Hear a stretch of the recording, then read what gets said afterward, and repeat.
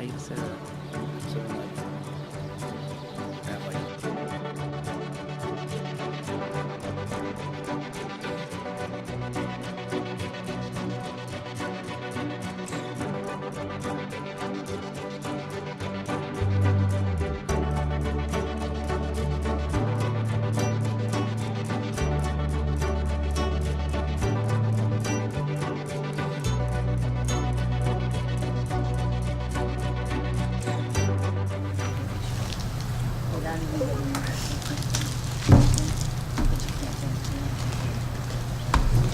So it's an option, okay? Give you the receipt without any problems.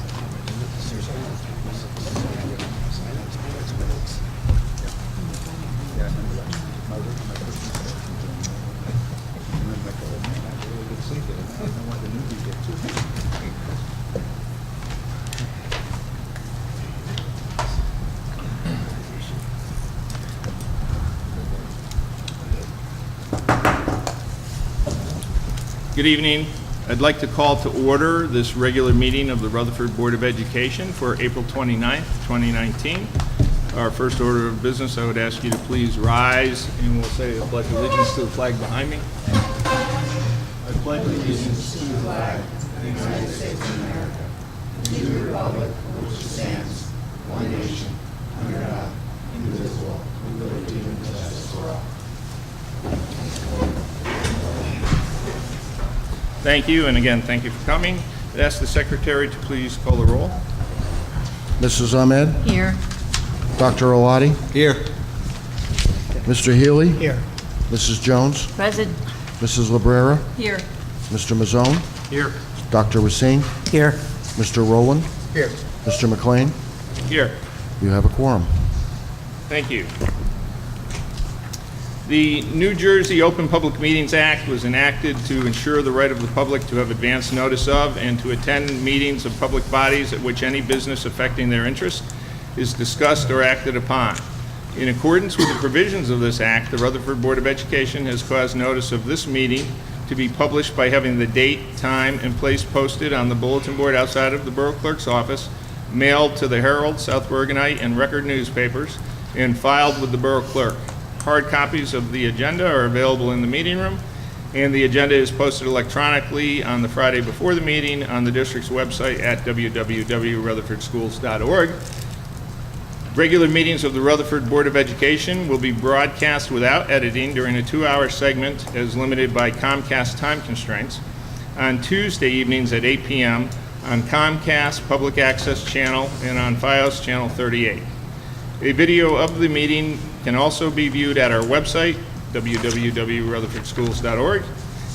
The video link can be found by opening the Board of Education link and clicking on Public Meetings and then Videos. Any member of the public who wishes to view a DVD of the meeting can make that request in writing to the Board Secretary. Members of the Board, in your packets were the minutes from the regular meeting of April 8th and the executive session of that same evening. Are there any changes or comments to be made regarding those minutes? Hearing none, I'd ask the secretary to please enter them into the record and post them.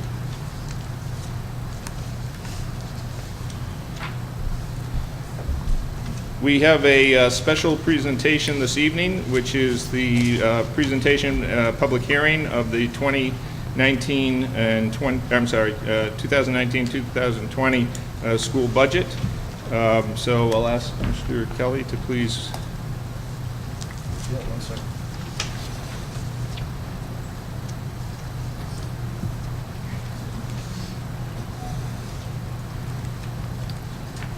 It's blinking. Yeah, it's plenty.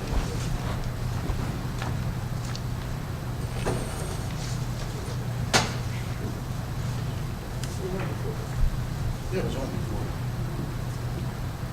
Your manual override. Oh, here it comes. No, it's right here.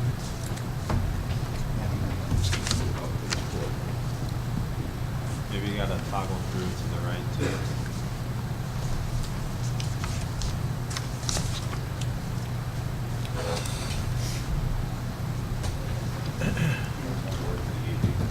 Who's the next one?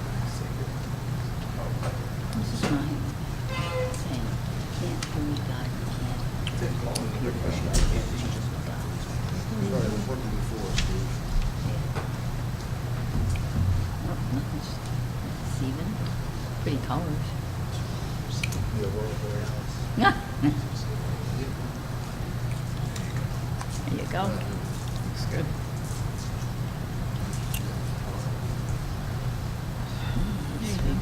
Okay.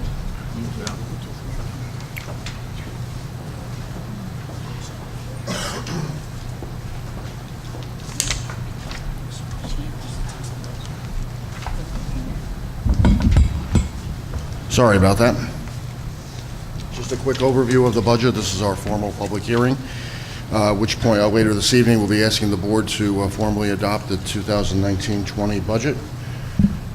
Just point out a couple things. We've been through these points, but let me just reiterate here. Built the budget based on certain objectives. Of course, we wanted to maintain current program offerings, which this budget does do. As always, we looked at needed facilities improvements, maintenance projects, other repairs, and we reviewed our staffing needs. As we mentioned, this was very much a maintenance budget. Not a whole lot of new going in here, but we are able to maintain what we have already. Sources of funds: local tax levy, state aid, federal aid, miscellaneous. The lion's share of this is the local tax levy. About 90% of our budget comes from the local tax levy.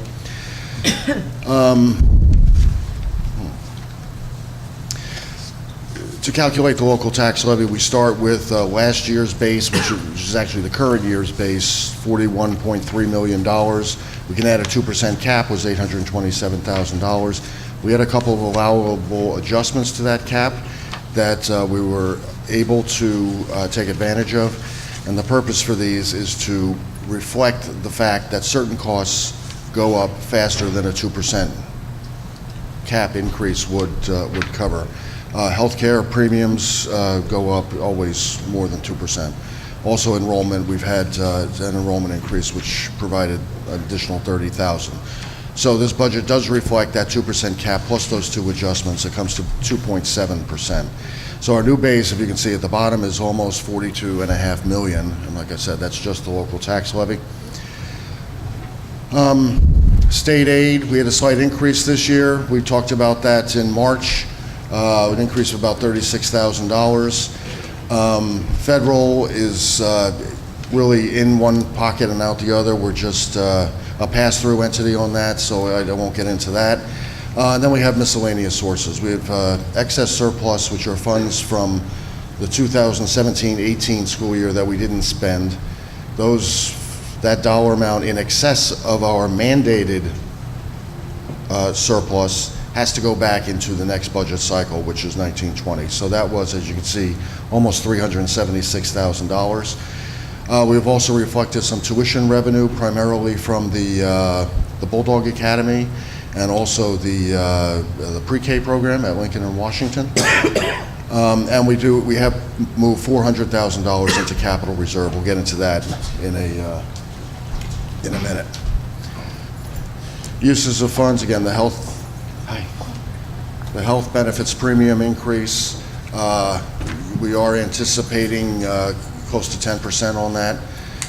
We do have out-of-district placements. You know, we have an obligation to place kids out of district if we can't fill their needs here. That includes the extraordinary services: occupational therapy, physical therapy, speech, nursing services sometimes. And then, of course, facilities. We have some very old buildings here, so keeping those up to date is a constant challenge. Our group does a great job, but it's a constant challenge. Personnel, we're just looking for this budget shows an additional teacher for the multiple disabled at Union School, and this is because as the program moves up through the years, we need to now backfill into the middle school. We have a math computer teacher at the high school and a .4 full-time equivalent co-teacher at Washington Elementary School.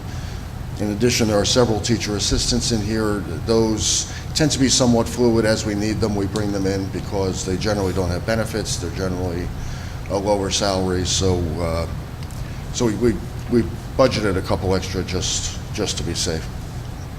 Other initiatives: building improvements. We're replacing the roof, the 1932 wing here at the high school for $125,000. That's the wing closest to the corner of Home and Elliott. We're also looking to do Phase 2 of the Yankee gutter replacement at Union School.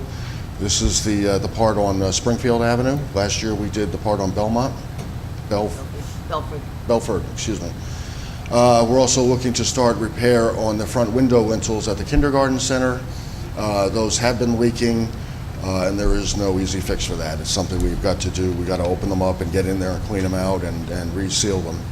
In addition, we'll have smaller projects throughout the district, whether required maintenance, equipment capital, but for a total of about $90,000. Proposed tax increase, like I said, is 2.7 is the increase in the tax levy. That equates to an annual increase of $181 for the average homeowner. By average homeowner, I mean the owner of the home with the average assessed value of $431,000. That equates to about $15 a month. In addition, we'll see a little bit of savings on the debt service fund because that's coming down slightly. So the net impact will be still about $15 a month for the average assessed home. Next steps, we're going to backtrack a little bit here. We finally got approval last Monday from the county office for the budget. They, apart from a couple wording things, there's no changes. They requested no changes.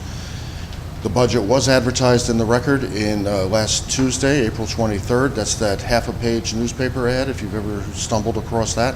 That is in last Tuesday's paper. It needs to be advertised at least 2 days before this meeting, so we did meet that deadline. And tonight is the public hearing on the budget, and we'll be requesting final approval from the board. Any questions from the board? Yes. Is the .4 FTE co-teacher at Washington for a new program or a growing program? Increased number of special education students and more co-teaching required. Thanks. Anything else? Thank you.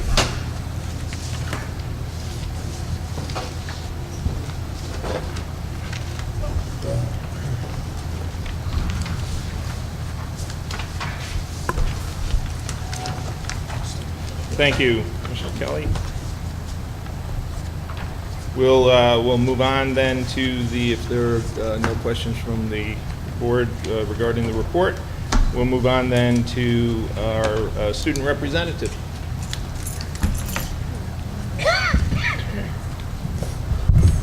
So hi, this is Margaret, in case you forgot. So I brought the girls that I babysit, which is why I was late. I'm sorry, a little running around. And I missed the last meeting on accident. My parents keep my mail, so I just didn't get the letter. Sorry. But I'll tell you what was going on in the past month at RHS, because last week we had spring break, so not really was much going on. So the RHS Spring Pep Rally was a few weeks ago, which kind of made me sad because I'm a senior and that was my last one. But it also meant that it was Spirit Week. So the week leading up to the Spring Pep Rally, we do a bunch of theme days and stuff like that.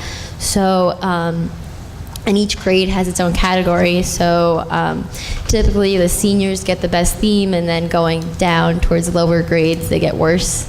My freshman year, our theme was farm animals. So we dressed up like pigs and stuff like that. So that's just kind of how that goes. So on that Monday, we had States Day. So the seniors had Hawaii, the juniors had Texas, the sophomores had Tennessee, and the freshmen had New Jersey. So it was really cool because I got to wear a luau shirt and kind of looked like Danny Tanner from the Hawaiian Full House episode. And the freshmen wore Jersey Shore reference stuff, like guinea tees and gym tan laundry shirts, which was really funny. And then on Tuesday we had Decades Day. So the seniors had the 1960s, the juniors had the 90s, the sophomores had the 30s, and the freshmen had the 20s. It was really funny. We tried giving the juniors 1860s, but they wouldn't let us because they tend to beat us at things, so we wanted to make them really hard for them. On Wednesday, we had Theme Day. So the seniors had American, the juniors had zombies, the sophomores had pirates, and the freshmen had dinosaurs, which was really exciting because on Theme Day, we bake cakes. So like we had to bake cakes. Each grade gets to bake a cake, and the seniors won that. I think the juniors came in third, the sophomores came in second, and then the freshmen came in last. And like the zombie cake was really cool. We had an American flag cake that when you like cut it open, it had like the flag and like the stars and everything in the inside, which was really cool. And then on Thursday it was entertainment day, so the seniors had Disney, the juniors had the Food Network, the sophomores had Cartoon Network, and the freshmen had Nick Jr. And so basically the way that Spirit Week works is that every day in homeroom, your teacher will count the participation, like how many people are participating, and get a point for every person. And then you get points from your cake if you win or not. And then you can also, we had coin wars, which basically worked that every day,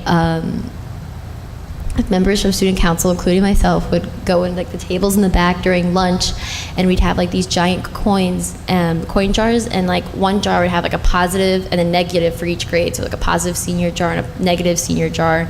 And if you put pennies in the negative jar, it would be like minus points for that grade. And if you put it in the positive jar, then you would get points for your grade. So like the day that I did it was I think the last day, and people brought in like $60 worth of coins, like all their savings, and they would dump the coins in. It was really competitive because people kept putting like negative stuff in like the seniors jars because they didn't want them to win. And it was really fun, and it was a great fundraiser for student council.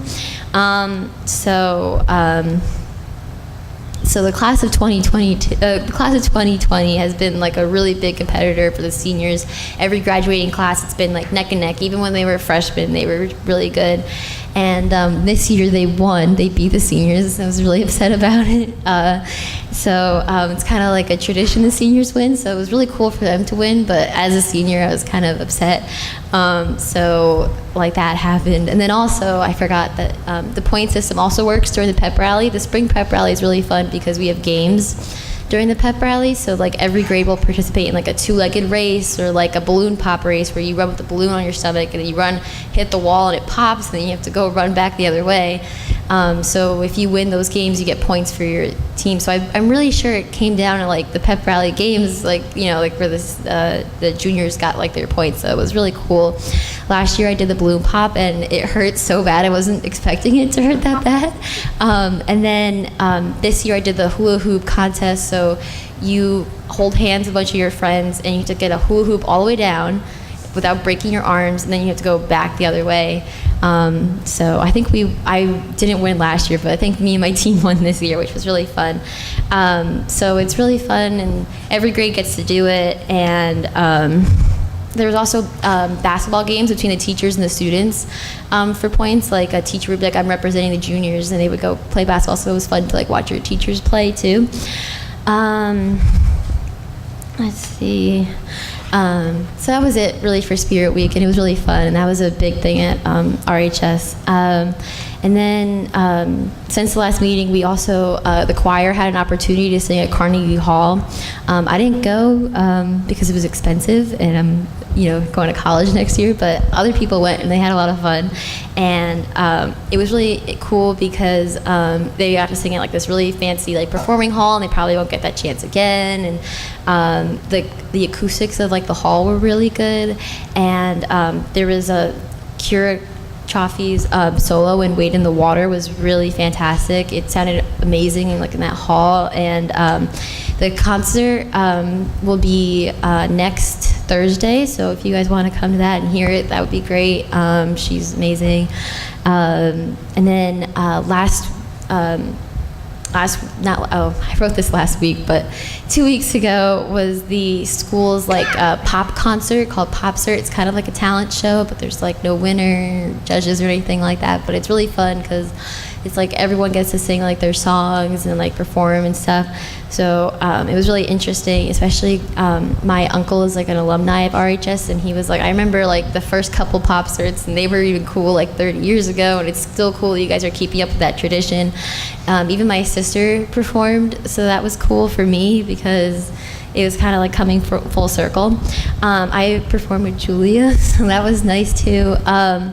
There were a lot of great performances, and it was really fun, and there were some memorable ones, my classmate Chris Pitt.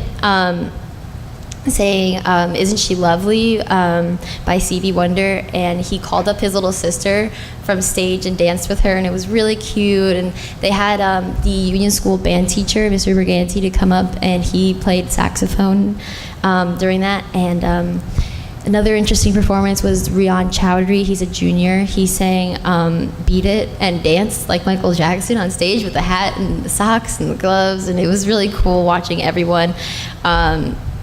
So you missed it if you didn't get to see it. That was really awesome, and I had a great time performing in it, and RHS is just very talented overall. And then the spring sports are still going pretty strong. Their seasons don't end for, I think, another month. And AP tests are starting next week, so most juniors and seniors are getting prepared for that. And that's really it. That's what's going on in RHS. Well, I'm very glad that at the very end you mentioned something about studying. It's fantastic to hear of all the extracurricular activities and all the fun end of year activities. So that's great. And, however, I have to say I had always assumed that it was rigged and that seniors would always win. Me too. And, I thought it was rigged as well. It usually is. And so there may have to be some soul searching. Yeah. With Last that, year but- the seniors won by like 2 points or something, and everyone was like, sure, you know. I think this is the second time ever the Yeah. seniors did. I don't think they could have rigged it again, the second year in a row. Are there any questions for Margaret? Any comments? No? And do you have AP tests to study for? Yeah, I take AP Psychology and AP European History, so they're back-to-back, actually. I have it the 8th and the 9th, and then I have my choir concert that night, so I'm not going to be sleeping. I Well, guess. should you so desire, you're excused. And Okay, you can thank go you. afterwards. That's Thanks, fine. Meg. Thank you. Thank you.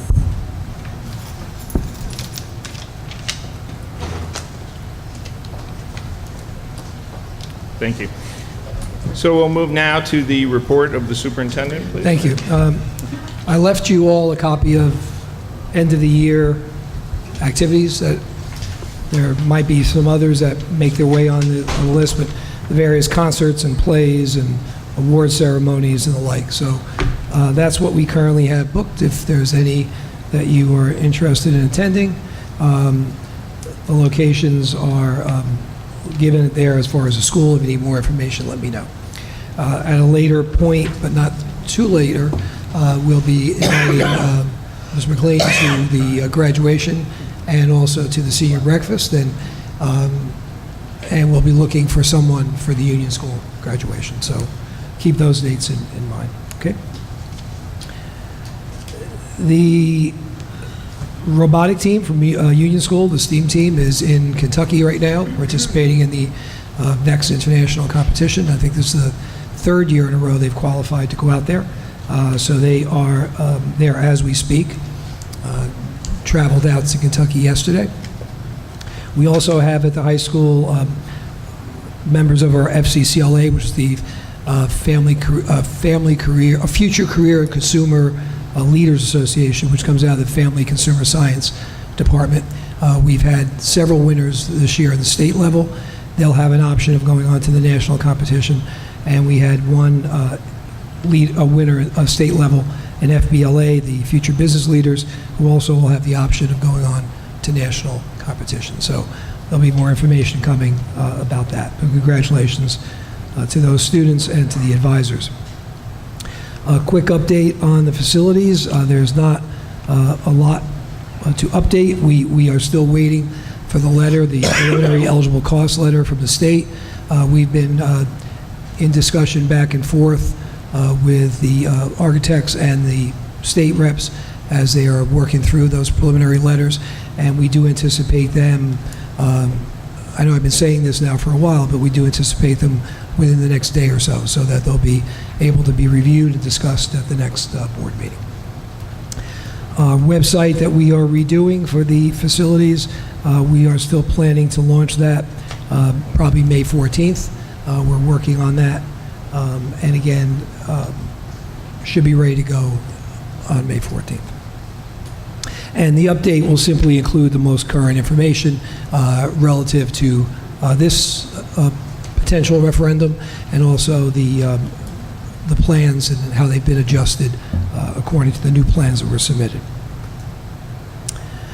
The Facility Advisory Committee has been meeting. They've held, I guess, 3 meetings so far, or 2 meetings, with a third one scheduled on May 14th.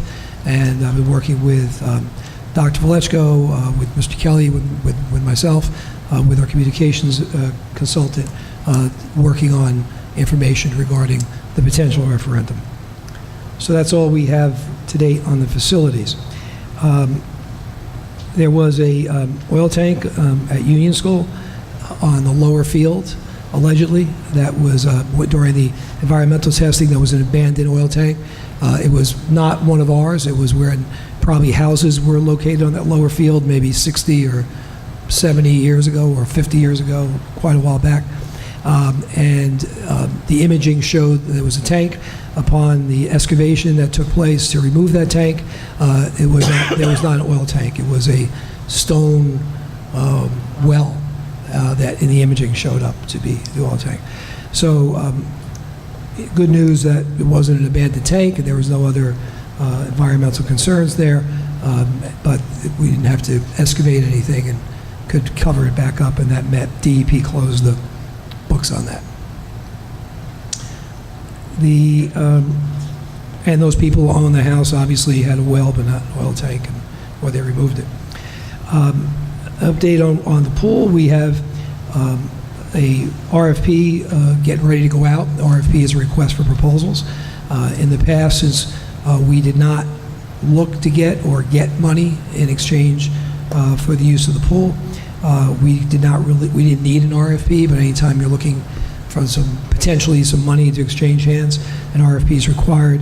That should be ready in short order and will be sent to people who have been interested, and also will be posted for anybody else to see who might want to participate in the RFP, which is our normal procedure.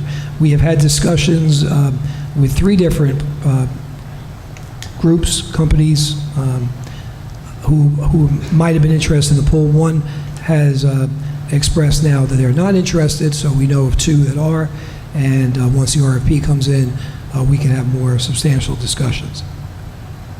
There was the pool investigative report that was completed by a team of engineers, not just by the architect. The architect reached out to folks who build and manage pools, and it was a very thorough report that looked at all aspects of the pool.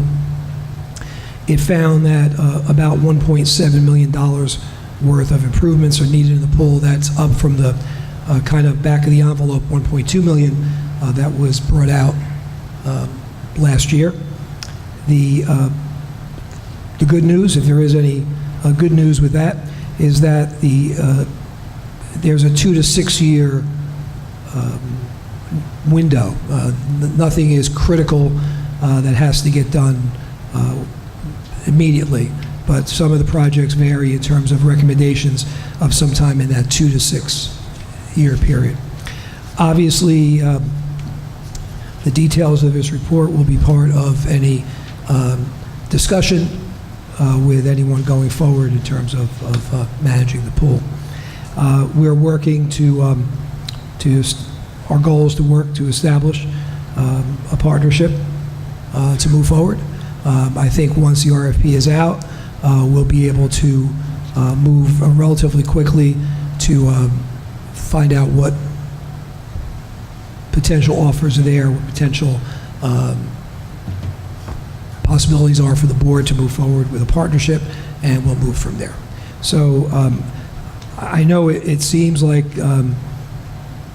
it's been a long time in terms of discussion, but there's a lot of engineering that we had to look at, a lot of legal maneuverings we have to look at, the RFP that we have to do, and once I think all of that's done in the next couple of weeks, we'll be able to move forward with some, hopefully a recommendation of where we're going to go forward.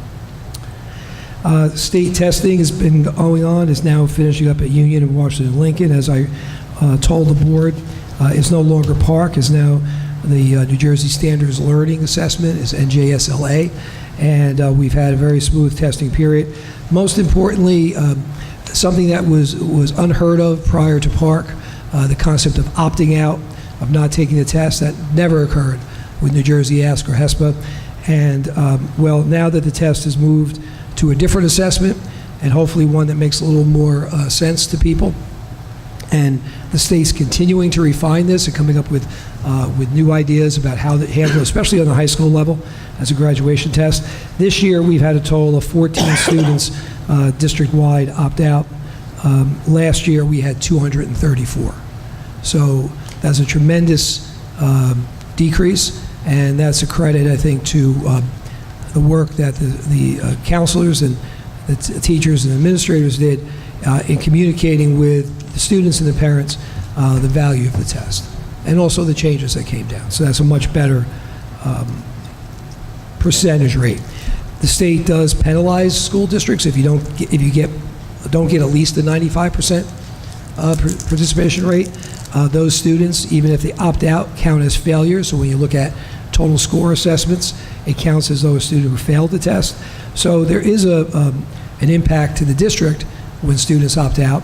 But also, as I've been saying ever since the new test came in, the value of this test is more about the data that's given on how students are meeting or exceeding or not meeting standards, and the test can pinpoint those, which then can be used in terms of data mining to go back to curriculum and really try to refine areas of curriculum and lesson planning.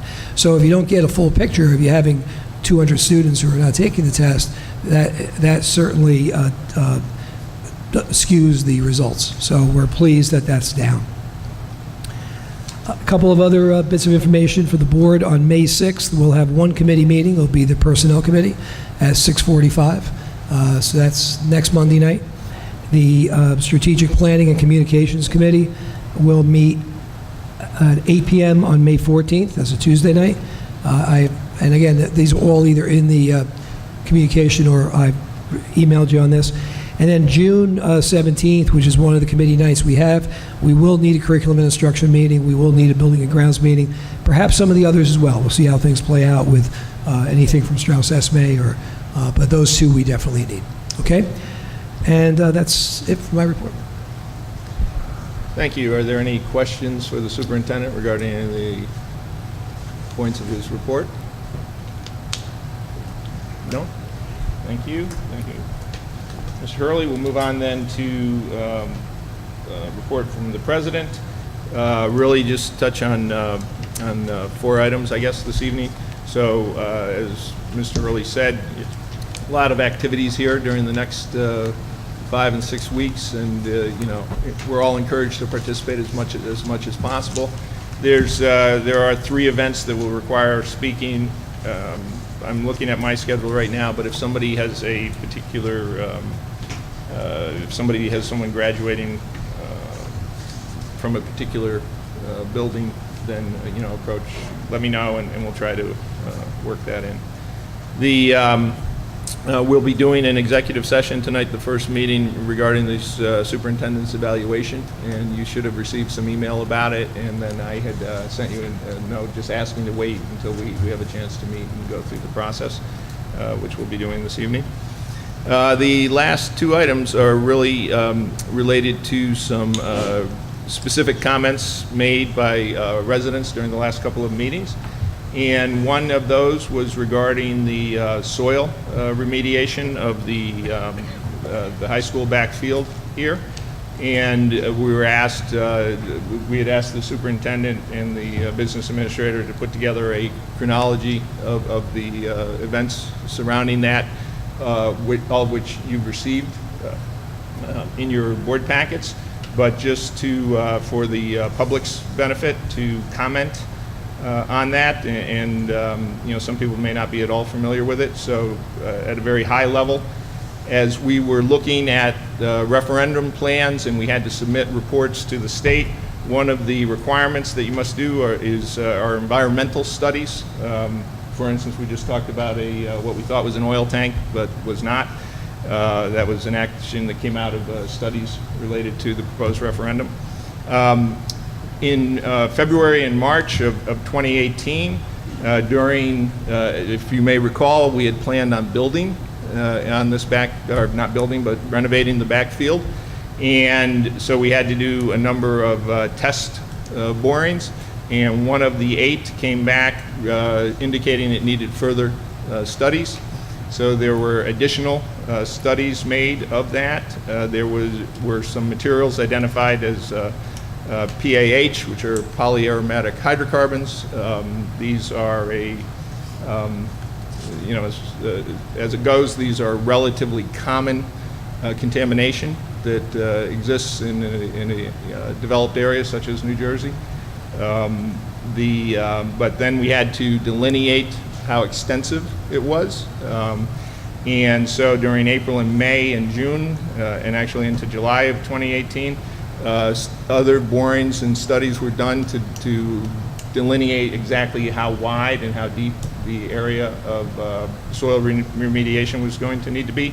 And at that point, we needed to file with the state because it's considered a release, some unknown release, some unknown activity that led to this soil contamination. There was in August of 2018 a summary report which identified the material, the extent of the soil that would have to be remediated. A couple of the points that were confirmed at that point was that this was not a immediate risk for health, and the district was given until 2024 to remediate that area. It was also pointed out that in order to rise to the level of a risk would require continuous exposure, 24 hours a day, 365 days, for a period over 25 years.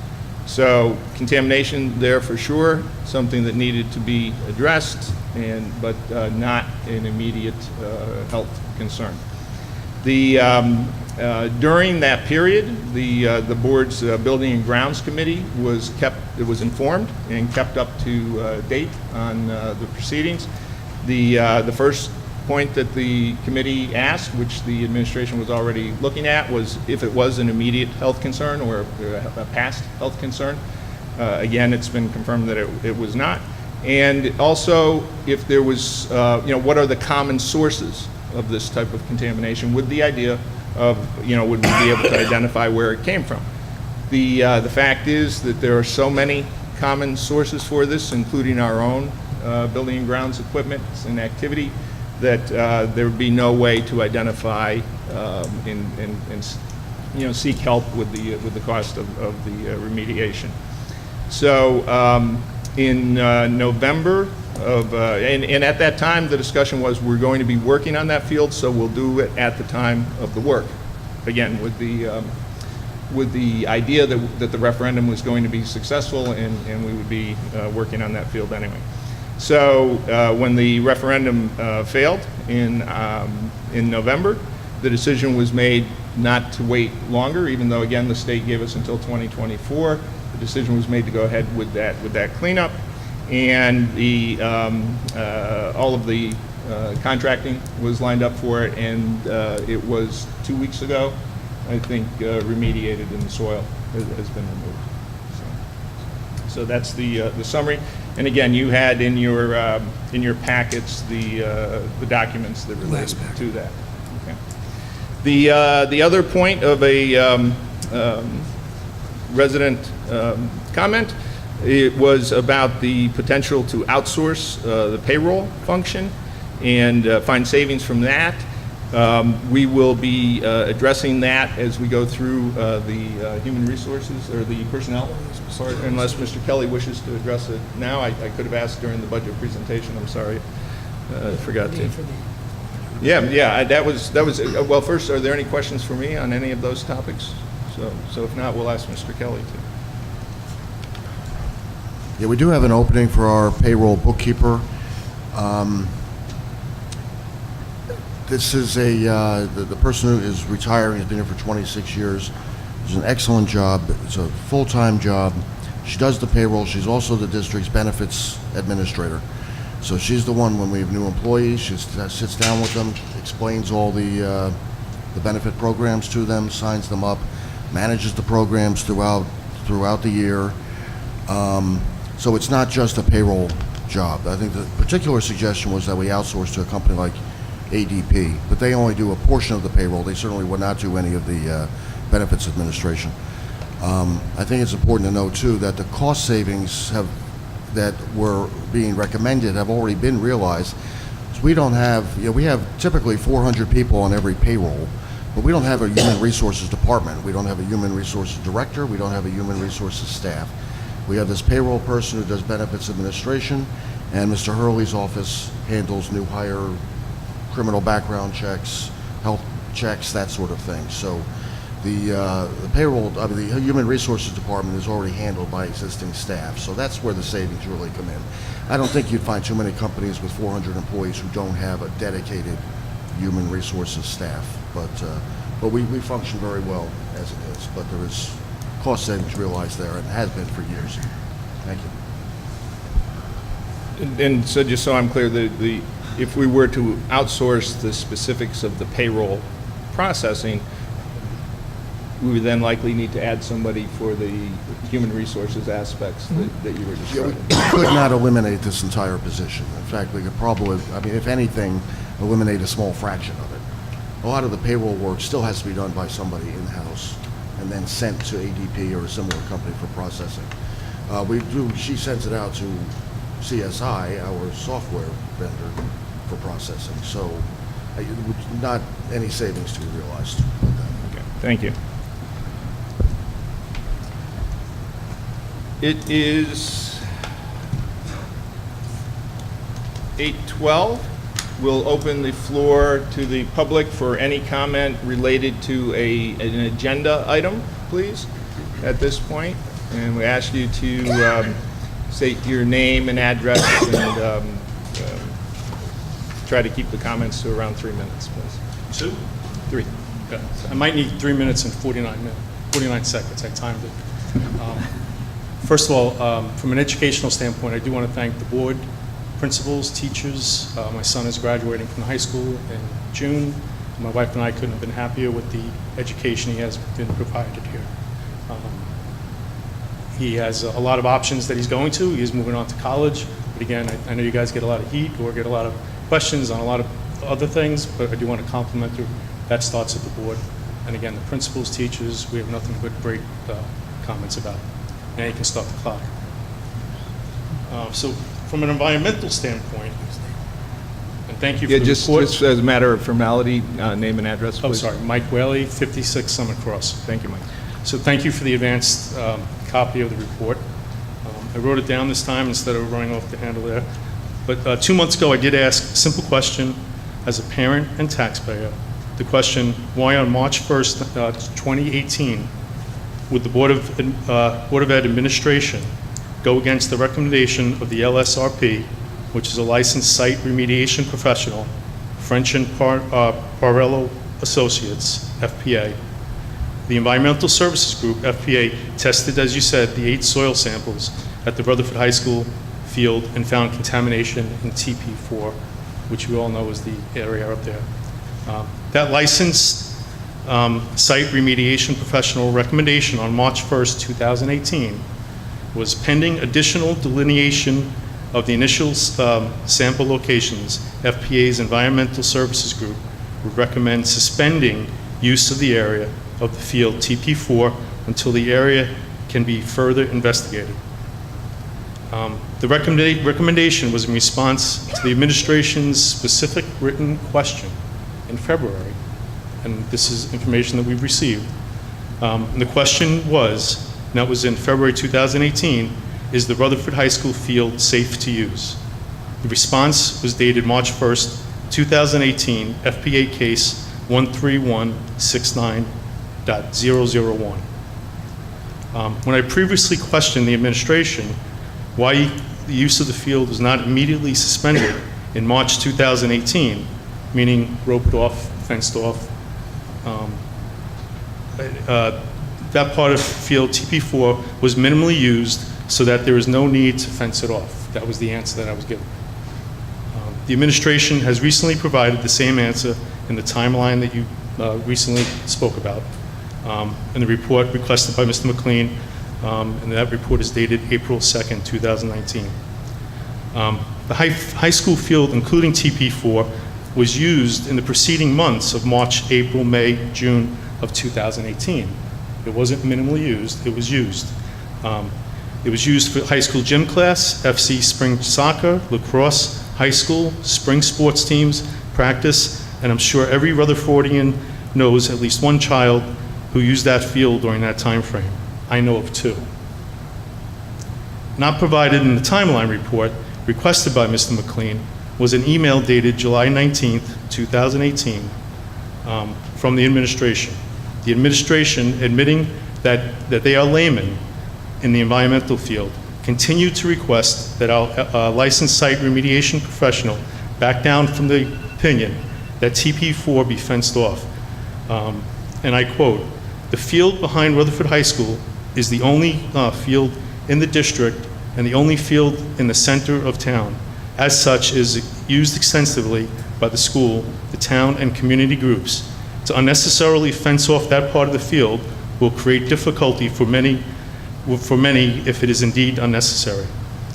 So on March 1st, 2018, the reason to not fence off that relatively small part of the field, it might have been a little bigger because they didn't delineate yet, I understand that. But the reason on March 1st, 2018, the reason not to fence off the field was that it was lightly used. On July 19th, 2018, the reason provided to not fence off the part of the field would create difficulty because it is so extensively used. So I'm extremely confused when it comes to that environmental part. After a year and 3 months, I'm glad the contaminated field has been remediated. Sort of concluding here, as my children are in their final years of Rutherford High School district, they have been part of the 2 environmental issues, the Pierpont school bus parking and idling issue and high school field contamination, which the Board of Ed has made basically worse by procrastinating and not acting out of an abundance of caution. Moving forward, environmental issues need to be handled differently. Our elected board members, who are every student and teacher's voice, should be given access to the professionals who we, the taxpayers, entrust in these consequential decisions. They should not just rely on layman's interpretations. Thank you. Thank you.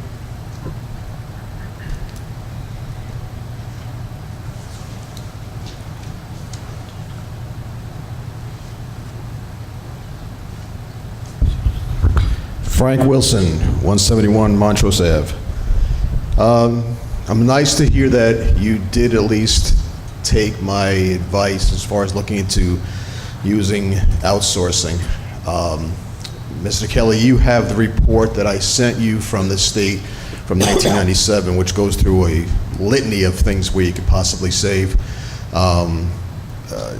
Speaking of this employee that she will be gone, and we have to get somebody new, those side duties that she's performing, HR group, I'm sure there's somebody else that could be qualified to take that, being it's a new person that you have to train anyway.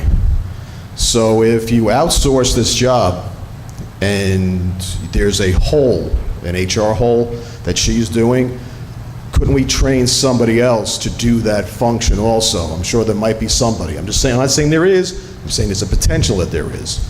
So as sitting back looking at, I figured it was going to be at least 2% or above.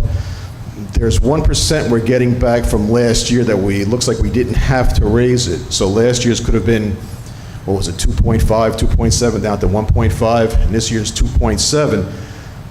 Problem, if you know about the housing number, that 430 number, it's really not a real number.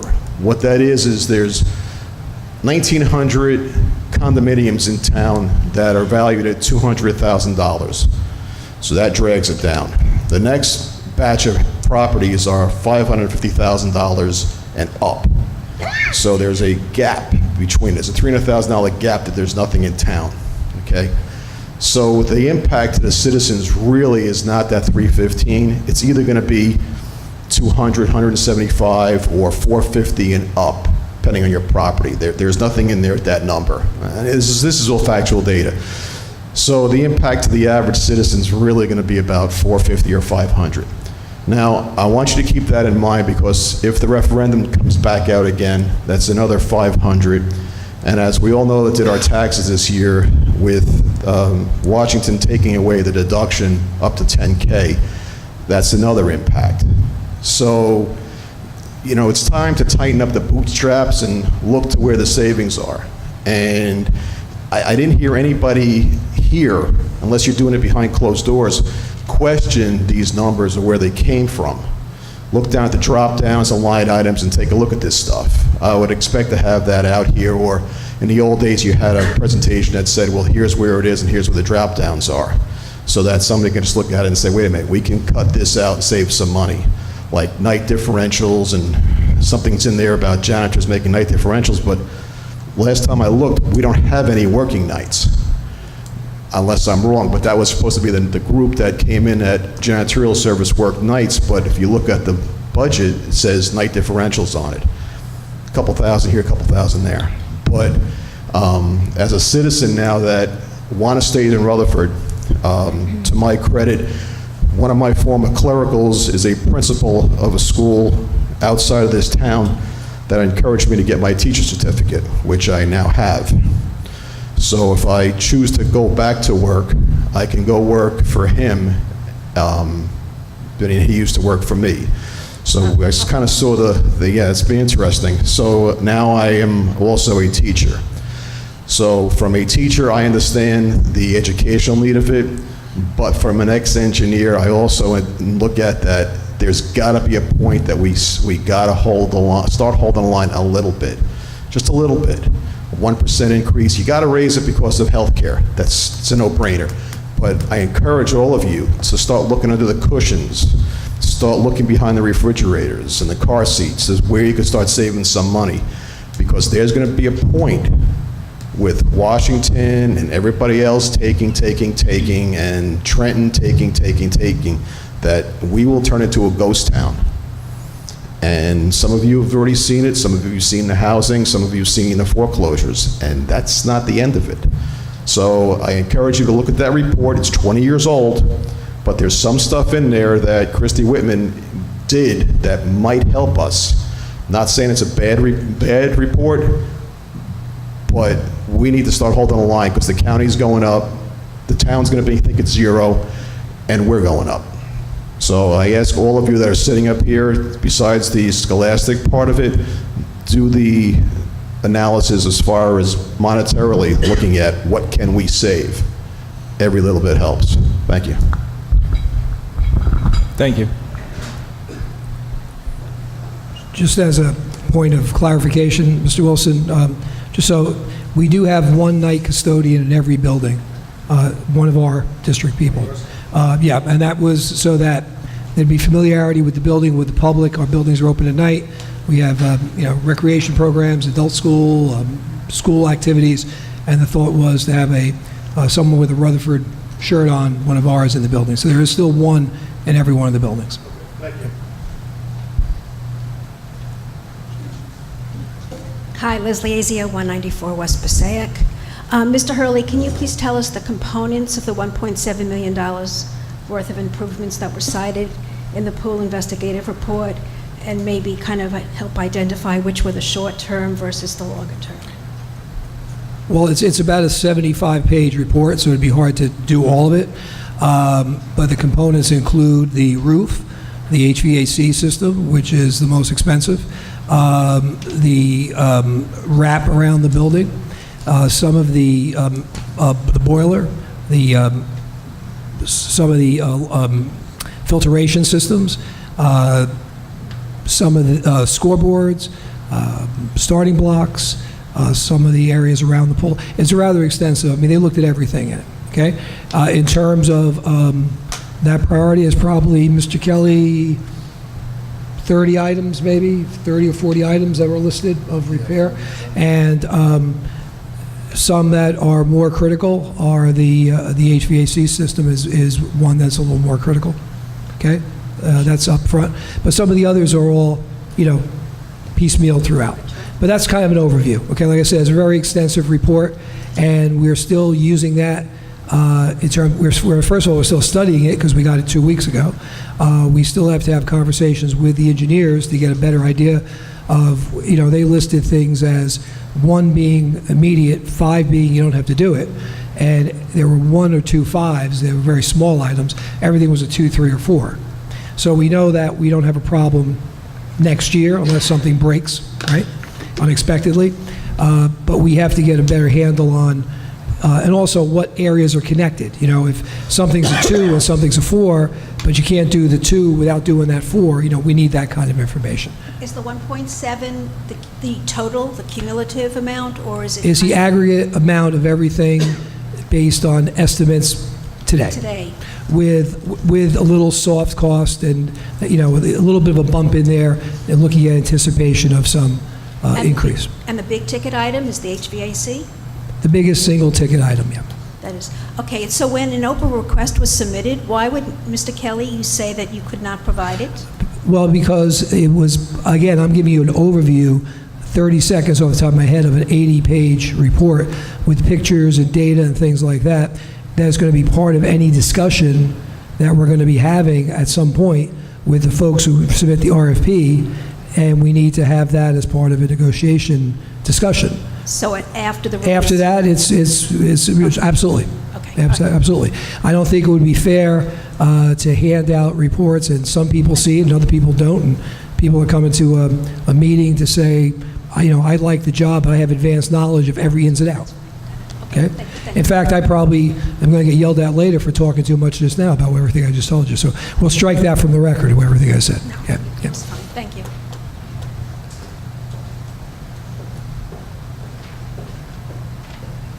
Hey there. Hi, Lena Merrill, 95 West Passaic Avenue.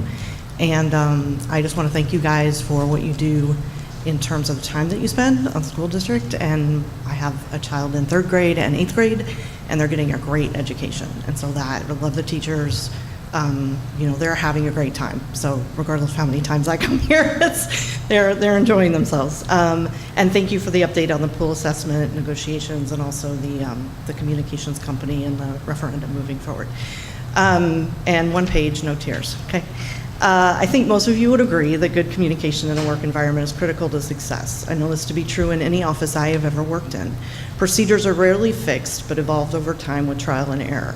I would submit to this board that the current method of filtering your legal and environmental guidance from licensed professionals through our superintendent and his business administrator has not worked in several instances in the recent past. I'm thinking of a recent lawsuit, a failed referendum proposal, and now actions that put children at risk by obscuring the advice of our own hired professional. You authorized hiring a site remediation professional licensed by the New Jersey Department of Environmental Protection to conduct studies of the Rutherford High School field. If this board had been fully aware of the original recommendation of the LSRP and follow-up responses, perhaps our children would not have been exposed to the contamination for a full year.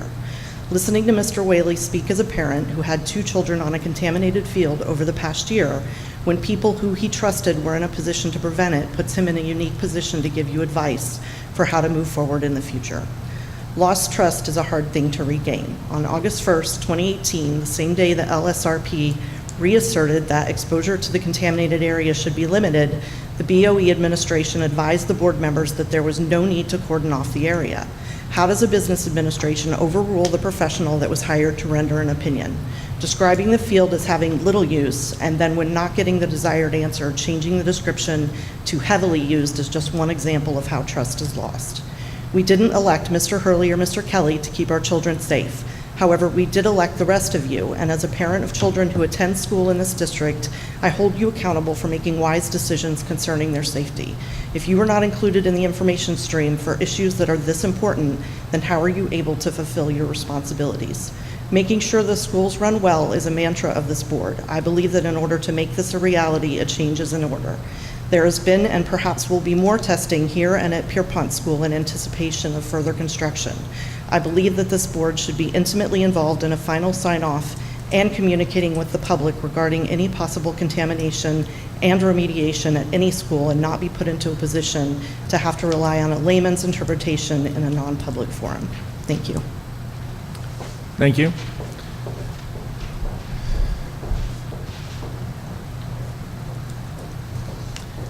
If there are no further public comments and any questions from any board member regarding comment? So at 8:30, we close the floor for public comment for agenda items, and we move into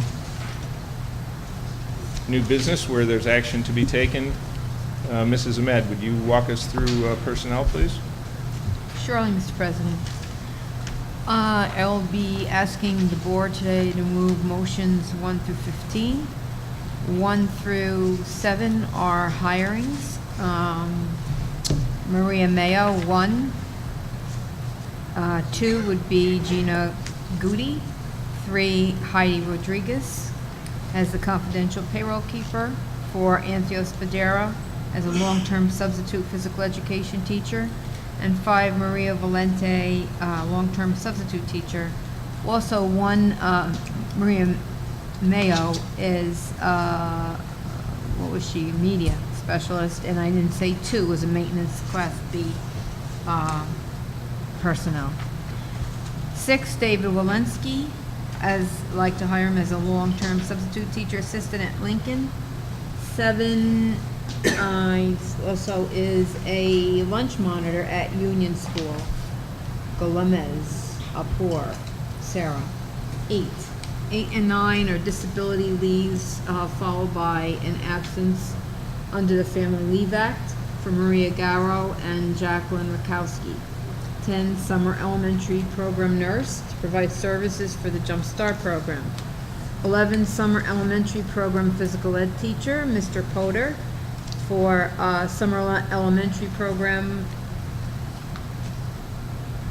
to provide service summer elementary program for 5 weeks. It doesn't say for what program. Do you know, Mr. Jumpstart. Jumpstart? Okay. And 12, summer music program. Michael Fogno, Kevin Sanchez, Brigatine, also John Briganti, Philip Mateo as instructors or directors of the summer music program. 13 will be to approve the following teachers: Judith Leonard and Lindsay Raymond for new teacher orientation and necessary summer training. Number 14, coaches. Mr. Blake Brancata and for volunteer spring track assistant coach. And also 15, to approve the following travel reimbursements for the faculty as listed. Thank you. Did you have any comments regarding any personnel? Any questions or comments? No. So you're formally moving Like to personnel. Yes, go ahead. I'd like to move motions personnel for 1 through 15 for the board's approval. Thank you. Seconded by Mr. Rowland. No other comment or questions. We ask the secretary to please poll the board.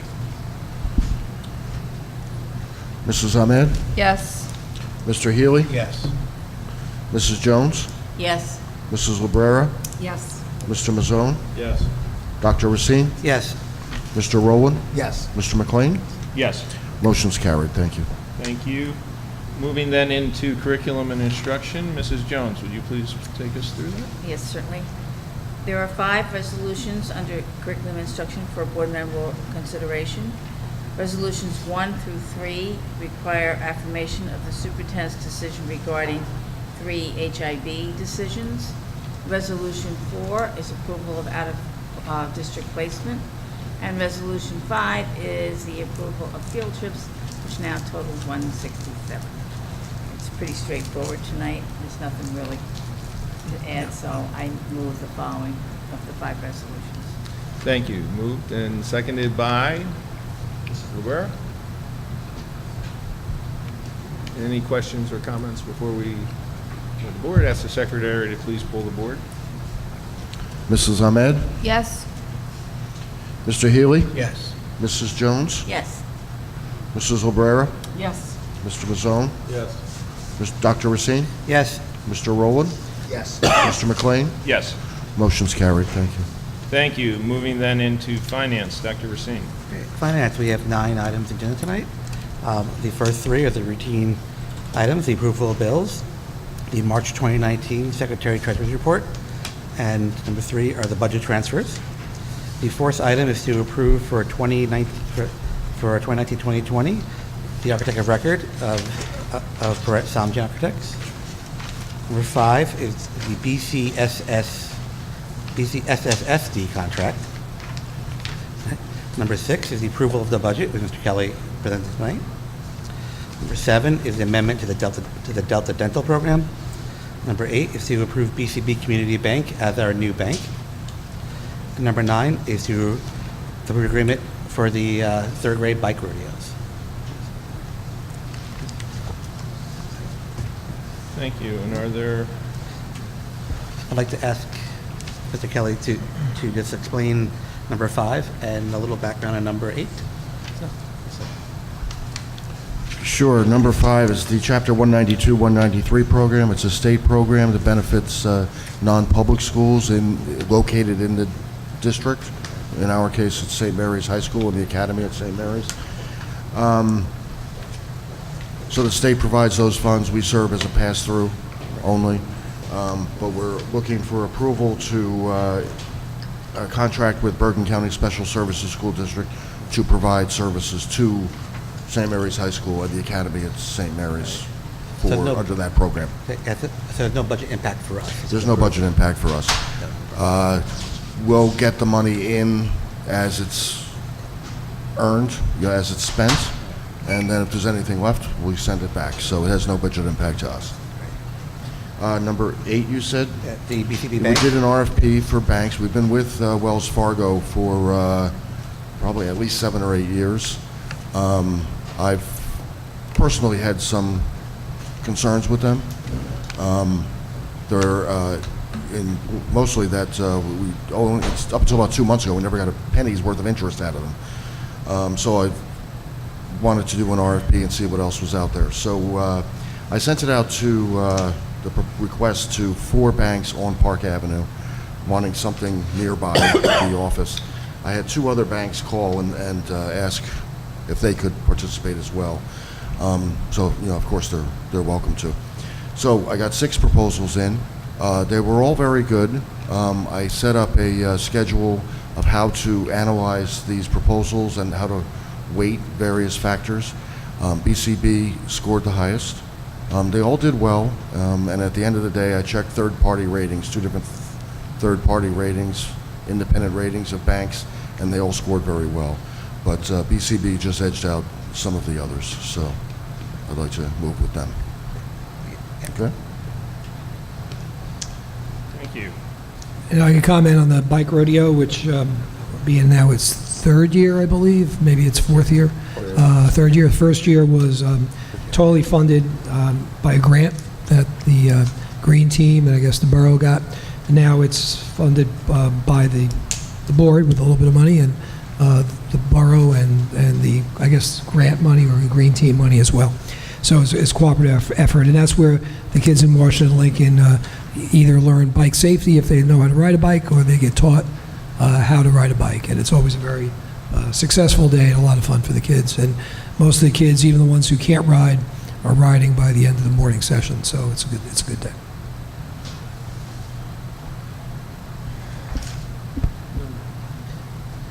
I'd just like to say that I'm really delighted that we're going to move with BCB Community Bank. They've been wonderful in the town. They contribute in so many areas. They really are a community bank, and I think it's a wonderful move. Yeah, I agree. In fact, they are one of the sponsors of the bike rodeo, which, Right. so, yeah, and another benefit was that the borough banks with them as well. So, we do have money changing hands, which will also, we'll hopefully see some efficiencies there as well. And no finance charges or no extra charges? Yeah, there's no fees. How you like that? That's good. I like that. I would think so. You might tell us next year how much we saved. Might.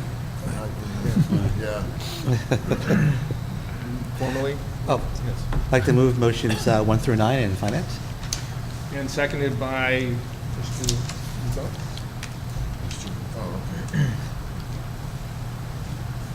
No further questions or comments, so ask the secretary to please pull the board. Mrs. Ahmed? Yes. Mr. Healy? Yes. Mrs. Jones? Yes. Mrs. Lebrera? Yes. Mr. Mazzone? Yes. Dr. Racine? Yes. Mr. Rowland? Yes. Mr. McLean? I will abstain on number 5 and yes on the others. Motion's carried. Thank you very much. Moving then into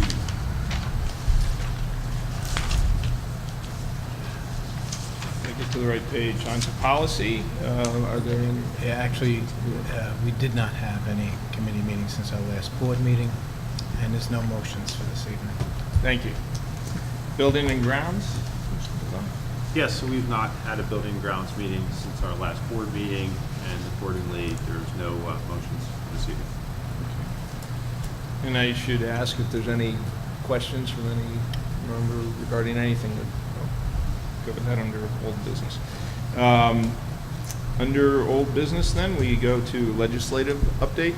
Mr. Rowland? Okay, a few items. I thought the most interesting was that the New Jersey Senate's President Steve Sweeney has recently announced that he's intending to move for the teachers and staff of schools to have access to the state benefits. So that could result in a state savings for every district in our state. He preliminarily put out an idea that it might save as much as $10,000 for each person on the state health benefits plan as opposed to the regular school plan. So it's something that's been introduced, so he intends to sometime, I guess this year, put that out for a vote. So that can hopefully be a good source of savings for our district, among others. Secondly, on May 16th, there's a legislative day for the PTA, sponsored by the PTA and the NJSBA, where school boards and the PTA are allowing anyone who is interested to find out more about school legislation to attend a meeting in Trenton, New Jersey. It's 9 a.m. to 2 p.m. at the Patriots Theater in Trenton, and it's for academy credits for any school board member that would be interested in finding out more about legislative information. That's all I have today. Thank you. Is there, just on this potential change in healthcare? Well, it's a little embryonic still, even though I read the article that was published in School Boards. I think I got that today. You had the School Board magazine in front of you or something? Yeah, I don't know how long he's been talking about it. Yeah, and he's been talking about it. There's been there's some lobbying now going on. In fact, I was at a county meeting today in which the state director of the NJASA, which is you don't hear much about us because there's not many of us, and we usually we have enough problems without creating more for ourselves. But the Superintendent's Association, and there's a mixed feeling about it. You know, it's looking at the quality of the plan versus the quality of the plans that districts can go out and get. But there was also some positives, comments made about the potential for savings, and the plan, the state health benefit plan that we're in versus the benefit plan that the other state folks are in are both pretty good plans, and I think the one that the teachers are using is a little bit better perhaps, but they're both very good plans. So, it does have the potential for some agreement and some support. Keep in mind that a lot of things that are coming down right now on the entire assembly is up for re-election in November. And there's a lot of things that are being dragged, I think, particularly because they don't want to commit, before the election to where they are with certain things. So some things are moving very slowly. I mean, you see it with we talked today about the legalization of marijuana, how that may or may not impact schools in terms of drug and alcohol policies and things like vaping and, some of the impact, education that you'd have to provide. That's dragging, that's dragging a great deal in the Assembly. There's been a bill before it passed out of the Assembly out of the Senate, then goes to the full Assembly since last February on the elimination of all salary caps for superintendents. That has not moved, okay? And a lot of it is because I think because of the upcoming vote, the upcoming election, they're dragging their feet. But I do think there's some potential. Joe, I don't know if you've heard anything about this in your group. It came up today in mine. I haven't, and to be honest, I'm a little confused, because until about 10 years ago, the teachers, there was one state health benefits plan that everybody was in, and then I thought they created the school employees health benefits plan to save money for that group. And now to put them back, I don't understand. Well, how that is the works. genesis of it, but they're claiming that for whatever reason, the teacher rates have skyrocketed beyond the others. So that, I mean, this was, again, what I heard today. I read the article, and I heard a 3-minute presentation of which the gentleman is supposed to be, protecting the rights, the benefits of superintendents, was saying, there's some potential here, but that's all I know about it. But I do know that there was a very grim's the wrong word, not to get too anxious about a lot of things passing too quickly. Especially if they're politically hot-button topics. Cautious. Yeah. But I am going down to the state leadership convention. You just approved that, so now I know I'm going. And I will see if I can find out more information, because all the state folks are there as well. Yeah, the article didn't have enough information if we're looking at apples to apples between Right. Okay, thank you. Can I mention one other thing under old business, just for the sake of the REF? I should have written it down, but I believe we had 35 or 36 grant applications this year for about, well, it's hard to say what the amount was. It goes from about $65,000 to about $85,000, because one of the grants was a pretty healthy one that was given in, you could do it in phase 1 or phase 2 or, that sort of thing. So if you want to do the whole thing, it's going to be X amount. If you want to do less. So again, a good amount of grants every year. I've given them over to the REF, and now they're in the process of reviewing them. I met with the REF team, who chairs, the two folks who chairing the grants, and we discussed the grants. And I am happy to say that, and I put it in the communication I sent you, but just for the record, that the teachers did Jean's Days to donate money to the REF to help with the prizes and things at the wine tasting they do every year, and raised $2,349, which is a significant contribution. So I appreciate the faculty in every building. They had the benefit of wearing jeans. I don't know why you want to pay money to wear jeans, but they do, and they pay the money, and the money went to a good cause. It was, actually is a point, the number of members of the public have left who had made some comments, and they were making comments for, obviously, their thoughts for some improvements. But I note that I think everyone that spoke, and this is common, will say how grateful and how appreciative they are of the Rutherford teachers and the staff and the education that's being delivered. So I think, the work the REF is doing is reflecting that as well, and it speaks well of the district. Yeah, absolutely. And Mr. Met was smiling when I talked about Jeans Day, because he remembers how I felt about Jeans Days. They were my favorite thing, right? Oh, I love them, yeah. Very good. So, no, Can I yes. say something? I did go to something that I was very interested in. Somehow we got an invitation for the Safe Schools Task Force by Bergen County Prosecutor's Office.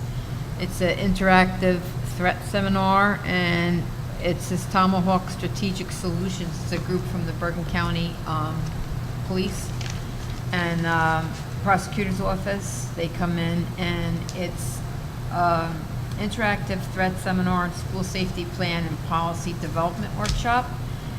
And they educate personnel on situational awareness and personnel consideration in a crisis situation. The seminar presents sensitive topics in an educational manner, providing unique perspective and proven techniques to navigate low and high stress situations. They gave such pointers, and this group from the Bergen County Prosecutor's Office, they have like a SWAT team that I guess they're actually asking people to go and, to hire them. Do you know what I'm talking about, being police? Did you ever see them?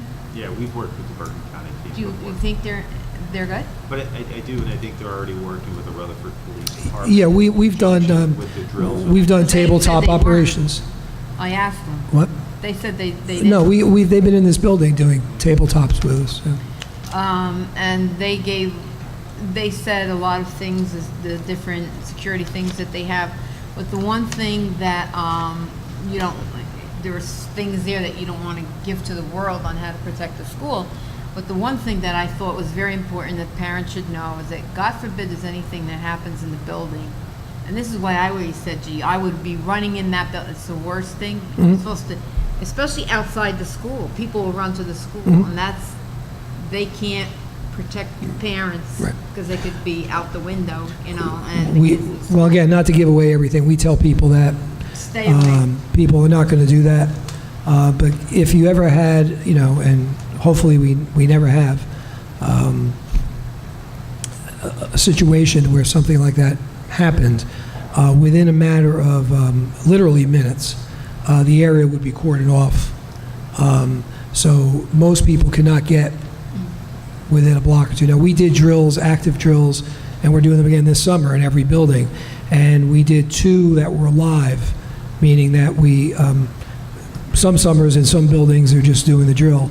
The police are in, and they're here all week training. But we did 2 that we actually did it where we did the full setup with the command station center and, you know, act for real. And I was at the command station for the high school, and I was up by Wood Street, and that was about as close as we could get to where the area was closed off. So we do tell people, if it ever happened, there any alert that went out would tell people not to stay away. But you're right, we're parents, right? We're gonna want to go there, but the area would get closed off pretty quickly. I mean, these are just things that board members do in their spare time. People come and they accuse us of not caring or whatever. But, you know, we do other things than just sit here and say yes and no all the time. Well, yes, and I think it's, you know, we have to be able to listen to suggestions and really look at them objectively, because, you know, people are making the comments. We can't, we shouldn't take it as a personal affront. But and you're order, right. Mr. There's a lot of work. President. There's a lot of work that's done outside. It was a 2-minute, yeah. right, time limit, which we have a tendency not to stick to. And they're allowed to ask questions, but I mean, people come here and they just like vent on us, and I don't think, you know, that's the proper place for it. Well, I'll just say this in theory. Okay? When I first became the assistant principal of the high school, Jim Fury, who I replaced, Mr. Fury was a long-time assistant principal. Pierre was retiring. Explained to me that when you're in certain positions, you become a sin eater.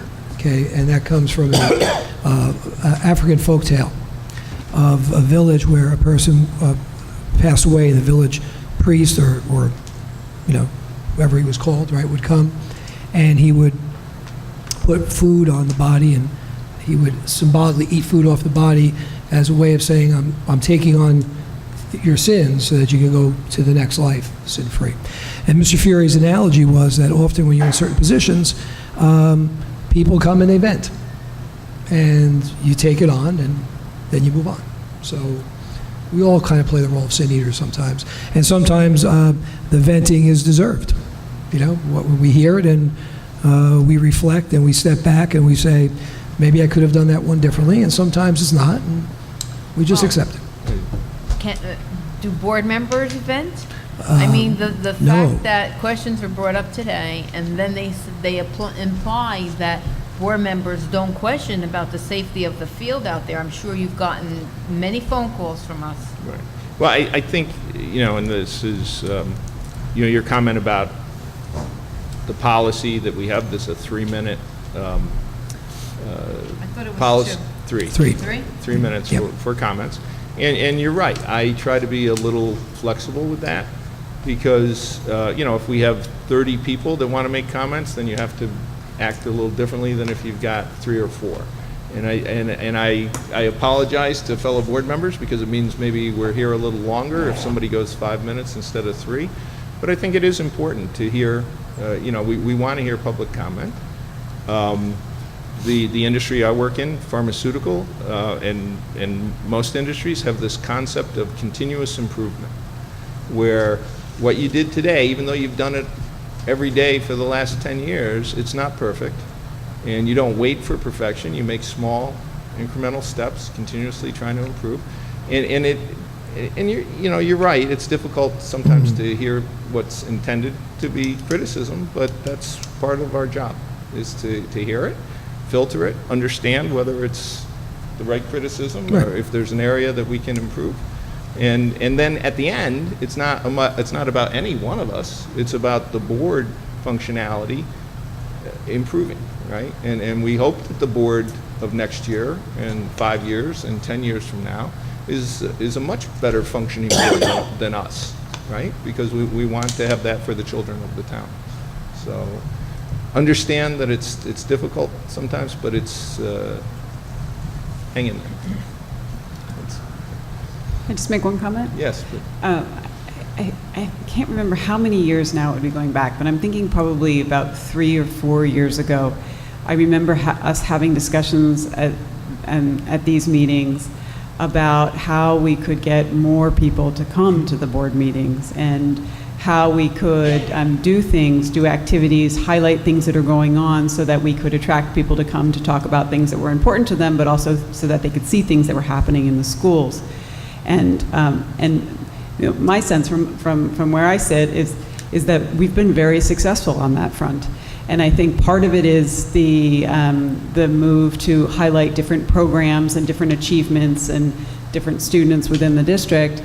But the other part of it is that we're talking about very relevant, important topics that are of interest to people in the community, and we're doing a good job of communicating that that's what's on the agenda and that that's what we're going to talk about. And so I think from a community engagement standpoint, the fact that we have folks here from the community who want to talk about things that are important to them and feel like this is the appropriate place to talk about things that are important to them, that is a favorable reflection on the work that this board has been doing for several years now.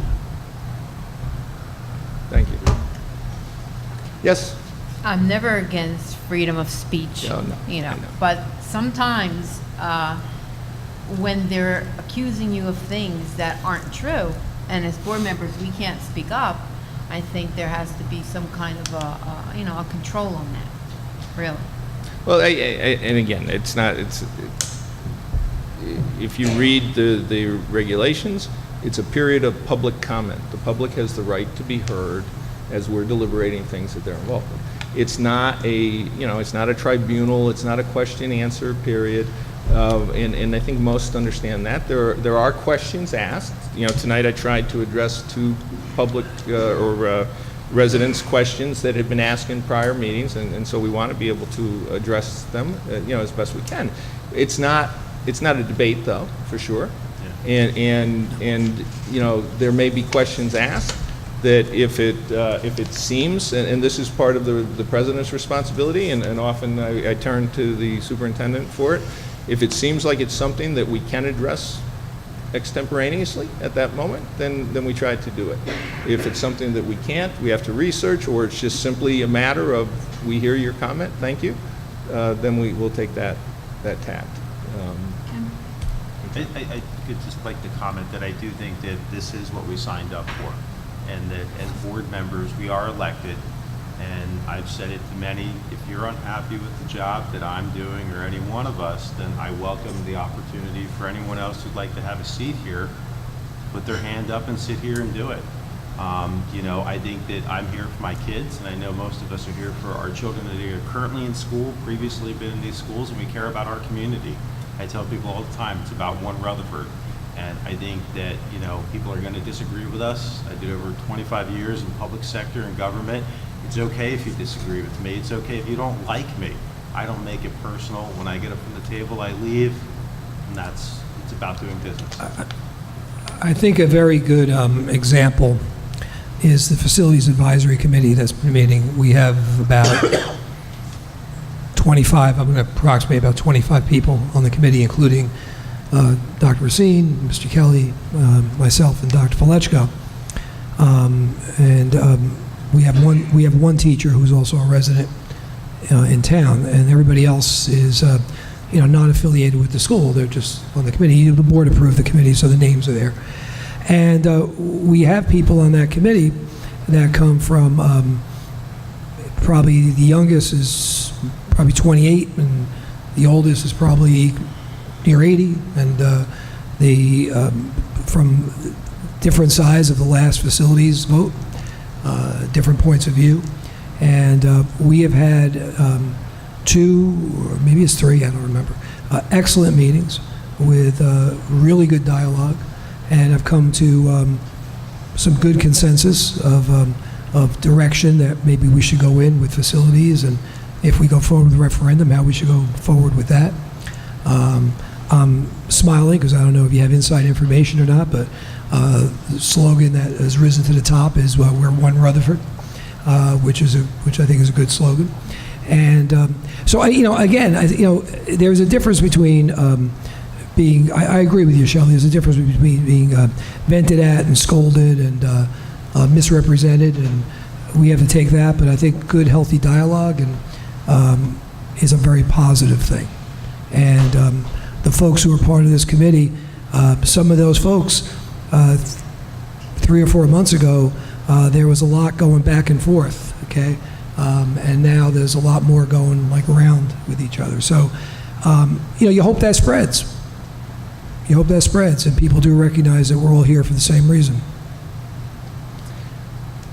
And with the idea of everyone's voice must be heard, I hear what you're saying. I think one point is to remember each of us are individual residents and members of Rutherford.